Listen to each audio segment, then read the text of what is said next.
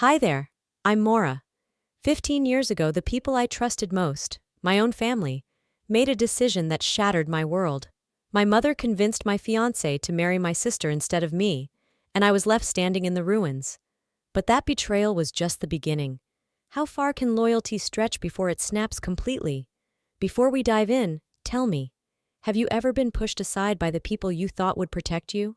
My mother's voice sliced through the half-closed living room door, sharp and low, a tone reserved for business, not for family. I stood frozen in the hallway, my fingertips grazing the chipped paint of the doorframe.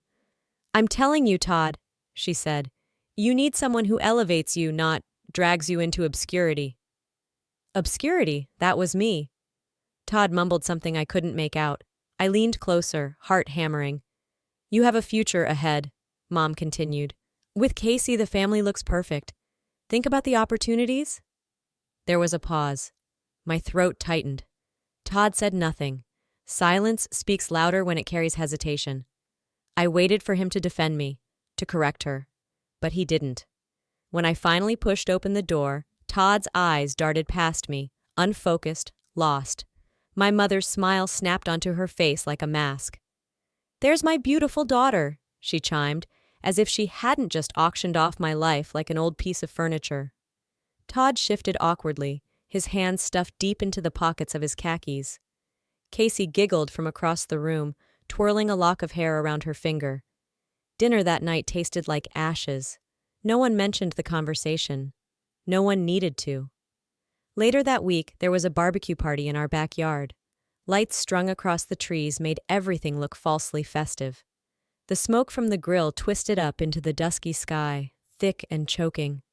I stayed near the edges, nursing a warm soda, pretending to enjoy the smell of charred meat. That's when I saw them. Mom and Todd, standing off to the side by the old oak tree. Close. Too close. Her voice was syrupy sweet, the way it got when she was about to close a deal. "You deserve better," she said, patting his arm like he was a nervous client. "And better comes with benefits. We'll help you get that house near Memorial Park. Todd, imagine starting your career with our full support." He hesitated. She leaned in, sealing the offer with a dazzling smile. "And Todd?" Todd shook her hand. Just like that. I stumbled backward, almost dropping my drink. They didn't see me. I wasn't part of the conversation. I wasn't part of the plan. The betrayal burned hotter than the coals on the grill. It tasted metallic and bitter in my mouth, like sucking on a penny. I didn't confront them. I didn't scream. I didn't throw my glass and demand answers. I went inside, past the laughter and the clinking of glasses, past my smiling sister, past my hollow-eyed mother, and I climbed the stairs to my room. The house pulsed with life downstairs. Here it was silent. I sat on my bed, the engagement ring Todd had given me cradled in my palm. It felt heavier now. Colder. Outside my window, the fairy lights blinked against the velvet night, twinkling, mocking. If love could be bought, then maybe I was never meant to have it.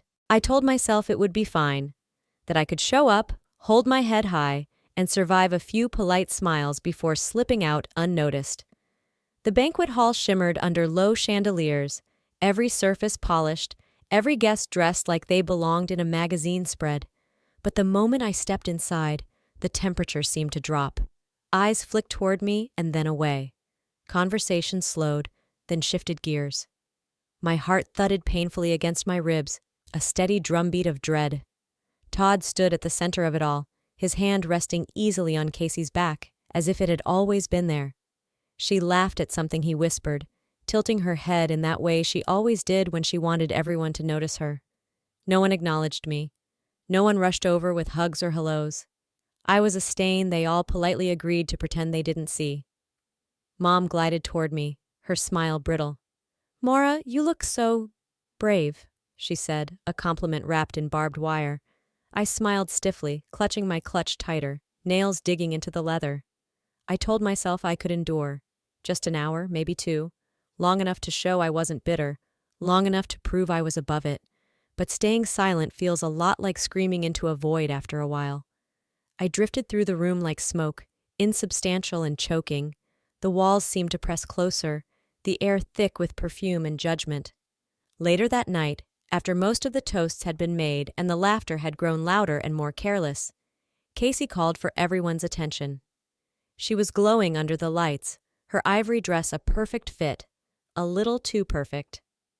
"We picked this together," she announced, tugging Todd closer with a giggle. "I just knew it was the one the moment I saw it." The dress, the lace at the sleeves, the delicate embroidery trailing down the skirt. It was the design I had sketched on napkins during coffee dates with Todd. The dream dress I had described to him once, in the quiet privacy of late-night conversations. My stomach twisted violently. Casey caught my eye across the room, a flash of triumph in her gaze. She tilted her head, smiled sweetly, and said, just loud enough for me to hear, "Oh, Maura, some dreams are just meant for others." My glass almost slipped from my hand. I turned away before anyone could see my face crumple, the damning heat rising to my cheeks. In the bathroom, the fluorescent lights buzzed overhead. I gripped the sink, breathing hard, staring at the woman in the mirror. Eyes too bright, mouth twisted tight. Who was she? Certainly not the girl who used to believe love was something pure. A sob threatened to escape, but I bit down on it, swallowing the ache like broken glass. I locked myself inside a stall, pressed my back against the door, and slid down to the cold tile floor, clutching my shaking knees to my chest. I realized in that moment I hadn't just lost Todd. I had lost my family's respect. I had lost the tiny, fragile future I thought was mine. I had lost pieces of myself I wasn't sure I could ever rebuild. I learned that night, some betrayals don't shout. They whisper so sweetly you barely notice until you're bleeding. The night air inside the banquet hall thickened around me, a syrup of perfume, sweat, and unspoken things. I stood by the edge of the dance floor, watching Todd move easily among our relatives and friends. My relatives, once my friends. His hand never strayed far from Casey's waist. I told myself to be brave, that I could do this without breaking apart. Taking a slow breath, I crossed the room, weaving through clusters of laughing guests. I stopped a few feet from him, heart pounding so hard I was sure everyone could hear it. Todd turned when he noticed my shadow. For a split second, recognition flickered, and then he smiled, cold and unfamiliar. "Sorry," he said lightly, his voice slicing through the space between us. "Do I know you?" The group around him chuckled, low and awkward. Someone muttered something I couldn't catch, but it didn't matter. The message had been delivered. I stood there, feeling the blood drain from my face, feeling the room spin ever so slightly. Todd turned back to his conversation without another glance, his laughter blending back into the buzz of the room. I walked away, stiff and mechanical, willing myself not to crumble in front of them. The final nail hammered itself neatly into the coffin of whatever foolish thing I had once called love. Outside, the air was cooler, but it did nothing to calm the fire boiling under my skin. I leaned against the cold stone of the entryway, trying to remember how to breathe. Behind me, the door swung open, and Todd's voice carried through the night. "She used to follow me around campus," he said with an easy laugh, the kind he used to reserve just for me. Total Klingon, wouldn't take a hint. Casey's laughter chimed in, light and cruel. "Poor thing," she said. "Some girls just don't know when to let go." Another wave of laughter, louder this time.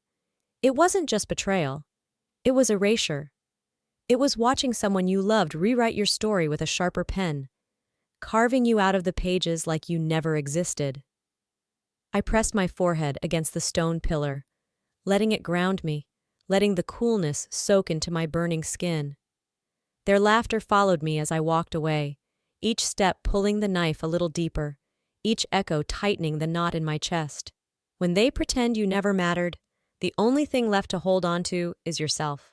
The hallway smelled faintly of champagne and wilting roses, a strange mixture that twisted my stomach. I moved toward the exit, my heels clicking too loudly on the marble floor, desperate to slip away before anyone noticed, before anyone stopped me. But she noticed. Mom's hand clamped around my wrist, her nails digging into my skin with a gentleness that hurt more than a slap. "Where do you think you're going?"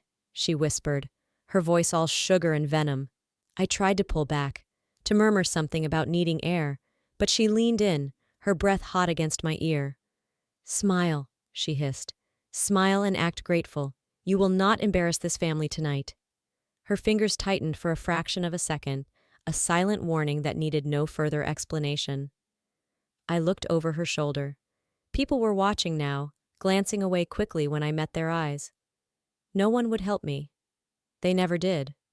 My lips moved mechanically into a smile so forced it made my cheeks ache. I nodded once, jerky and wooden, and Mom released her grip. "Good girl," she said sweetly, patting my hand as if she hadn't just chained me back to my own humiliation. I floated through the rest of the hall like a ghost, smiling at jokes I didn't hear, nodding at congratulations that weren't meant for me. Each, "You must be so happy for them," felt like a dagger slipping between my ribs. When the crowd thinned slightly, I tried again to leave, edging toward the side hallway, away from the laughter and clinking glasses. Mom followed. Of course she did. In the dim hallway, she dropped the act. "If you can't behave," she said in a tone so sharp it sliced the air between us, "then you are no daughter of mine." There it was, the ultimatum: smile or be disowned, fake happiness or lose the only family I had left, broken and poisoned as it was. I stared at her, really looked at her. Not the woman who used to braid my hair or tuck me into bed with lullabies, but a stranger who valued appearances over love, silence over truth. I didn't answer. I didn't cry. I just forced my mouth into another tight, aching smile, feeling my soul splinter a little more with every second. Back inside the hall, someone handed me a glass of champagne. I didn't remember reaching for it. I raised it in a silent toast, smiling so tightly that my teeth ached, and thought, the cruelest chains are the ones you tie yourself, just to belong. The envelope was thick, lined in gold, and smelled faintly of gardenias. At first, I thought it might be a mistake, a wrong address, a neighbor's invitation tucked into my mailbox by accident. But when I slid my finger under the seal, I found my name, printed in elegant script, and underneath it, a date, my birthday. Casey's wedding, on my birthday. I stared at the invitation until the letters blurred, my mind racing to find some reasonable explanation. Maybe it was the only weekend the venue was available. Maybe they hadn't realized. But deep down, I knew better. When I called Mom, hoping, begging really, for some rational excuse, she laughed lightly. "It's just a date, Maura," she said. "Don't be dramatic. You'll come, of course. It would mean the world to Casey." Of course I would come. Because in this family, absence screamed louder than presence. The day of the wedding, the sky over Houston was a blinding blue, the air syrupy with the scent of magnolias. I wore a pale gray dress that blended into the garden's riot of colors, a ghost among the living. Casey was radiant, Todd handsome and polished at her side. Guests buzzed around them like bees to a particularly fragrant flower. I stood near the back, clutching a glass of lukewarm lemonade, smiling when appropriate, clapping when expected. No one remembered it was my birthday, or if they did, they pretended otherwise. Each congratulation aimed at Casey felt like a shove, pushing me further into the shadows. I told myself I could survive it. One more humiliation, one more scar to hide. During the gift ceremony, the wedding planner called my name and I froze. Casey beamed, holding out a neatly wrapped box. "A little something just for you," she said sweetly, her voice carrying through the gathered crowd. Everyone turned to watch. With trembling hands, I peeled back the wrapping paper, lifted the lid, and found an ornate, empty picture frame nestled inside. No photo, no note, just a hollow rectangle of silver and glass. Casey winked. "Something you can fill with new memories," she said, loud enough for everyone to hear. A ripple of polite laughter moved through the crowd. I stared at the frame, the edges cutting into my palms, and something inside me shifted. The sadness I had carried for so long, the heavy, dragging kind, morphed into something sharper, cleaner, anger. I gripped the frame tighter, feeling its weight, its emptiness. They had taken my love. They had taken my future. They had taken my family. And today, they tried to take my name, but they would not take my soul. I walked away from the reception, the frame tucked under my arm like a shield, like a weapon, like a promise. The envelope was cream-colored, thick, with a faint shimmer that caught the late afternoon light slipping through my apartment window. It was almost beautiful, almost enough to make me believe. I held it in my hands longer than I should have, fingers trembling slightly. For one stupid second, I let myself imagine it was a letter of apology. A real one. I broke the seal carefully, like peeling away a bandage from an old wound. Inside was a card, elegant script, gold-embossed flowers, and a single line written in Todd's familiar handwriting. "We forgive you for everything. We hope you find peace." The words knocked the breath out of me harder than any slap ever could. Forgive me? Forgive me for what? Surviving? For daring to still exist after they had erased me from their carefully curated family portrait? My hands shook harder now, not with sorrow, but with a molten fury that bubbled up from the core of me. I set the card down gently on the table, as if it might explode, and backed away from it, as if distance could protect me from the venom disguised as absolution. Forgiveness isn't healing when it's a noose disguised as a ribbon. The next weekend, Houston hosted a community fundraiser downtown, a cheerful event full of food trucks and live music and families, with strollers weaving through colorful tents. I went, thinking I could lose myself in the crowd, pretend for just a few hours that I was part of something normal. But rumors move faster than music. I felt it in the way people's smiles tightened when they saw me, in the way conversations shifted when I drew near. By the time I heard the whispers directly, I wasn't even surprised. "She's unstable," one woman murmured behind a glittering lemonade stand. "Jealous of her sister's happiness," another nodded, handing out flyers. "I heard she tried to ruin the wedding," a third voice said, low and pitying. I didn't need to guess who planted the seeds. Casey, painting herself as the sainted bride who triumphed over a bitter, broken sister. I watched them laugh, watched the story take root and bloom like a poisonous flower. Not one person asked for my side. Not one person wondered aloud if maybe there was another truth beneath the easy version.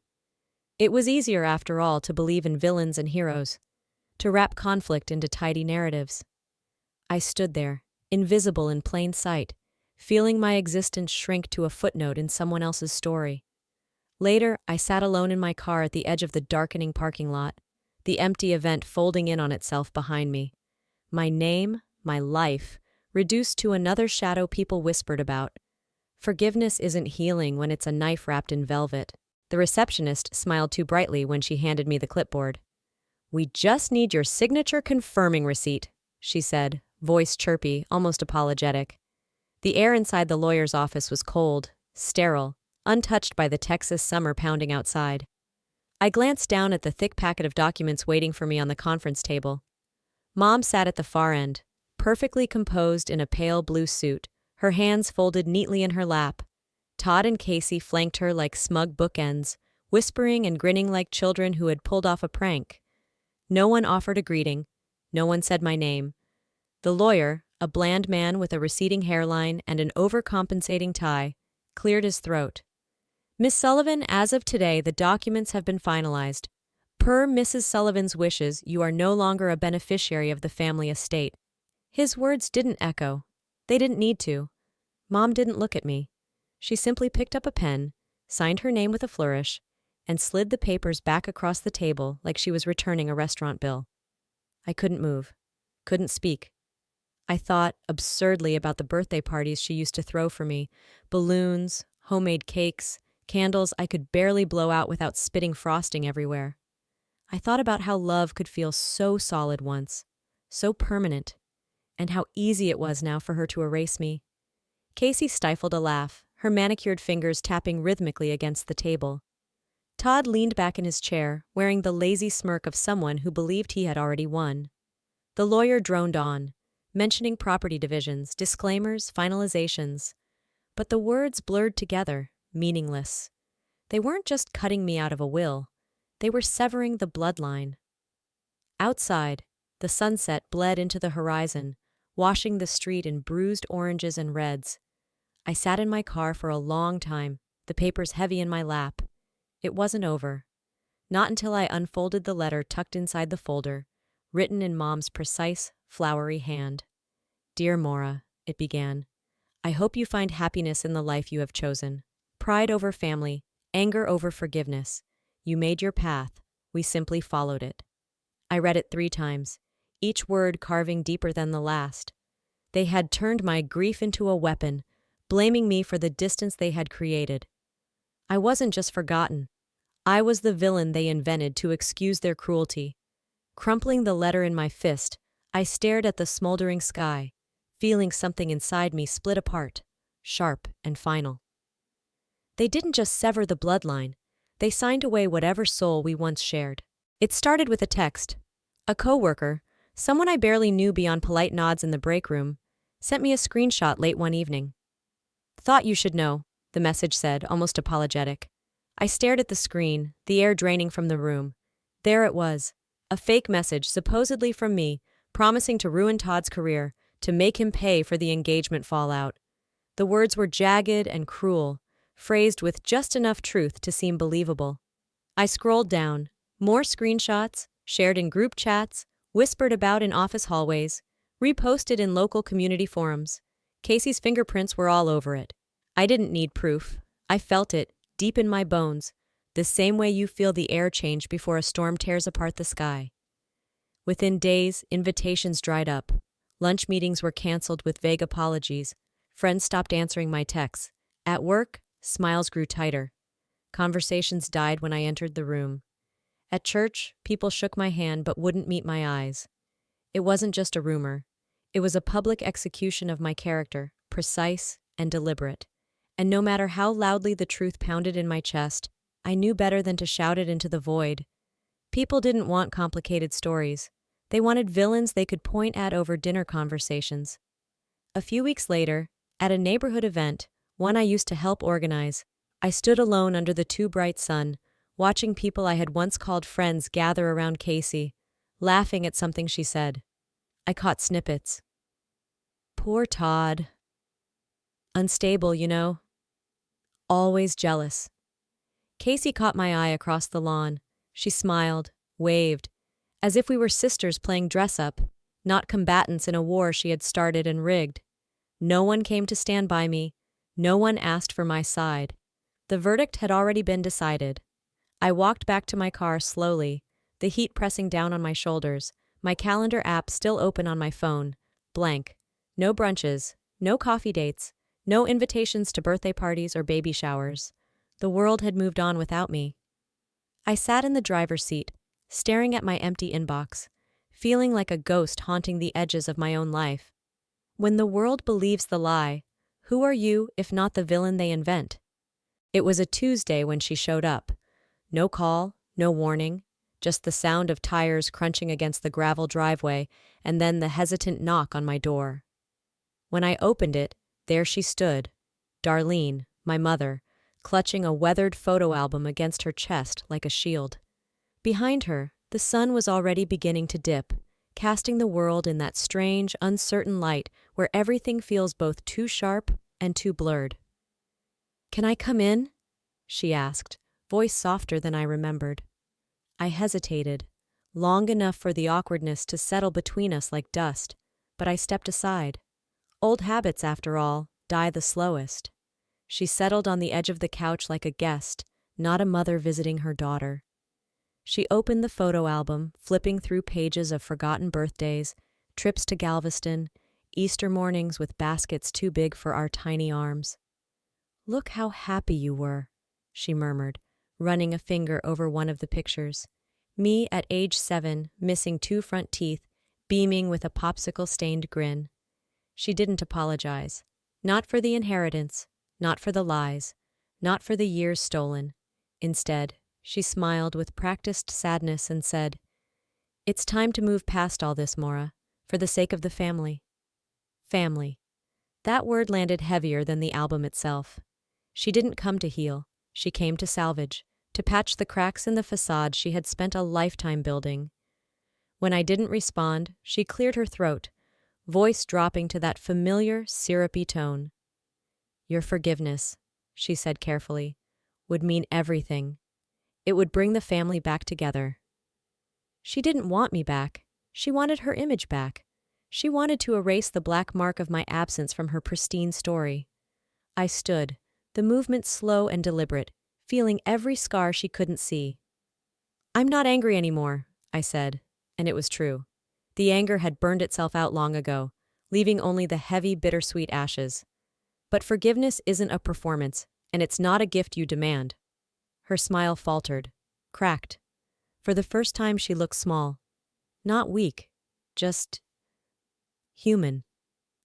I walked her to the door, the old photo album still open in her lap, frozen in a time that didn't exist anymore. She hesitated on the threshold, searching my face for something. Maybe regret, maybe longing. I gave her neither. She left without another word.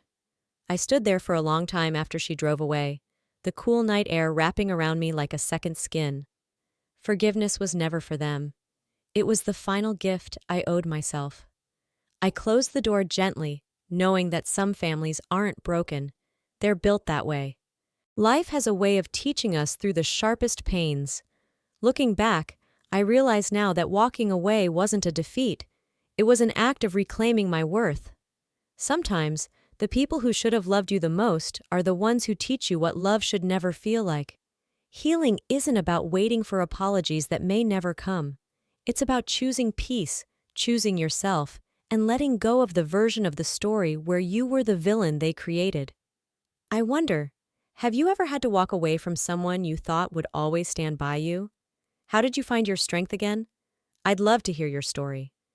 If this video touched your heart or made you reflect on your own journey, leave a comment with A or tell me where you're watching from.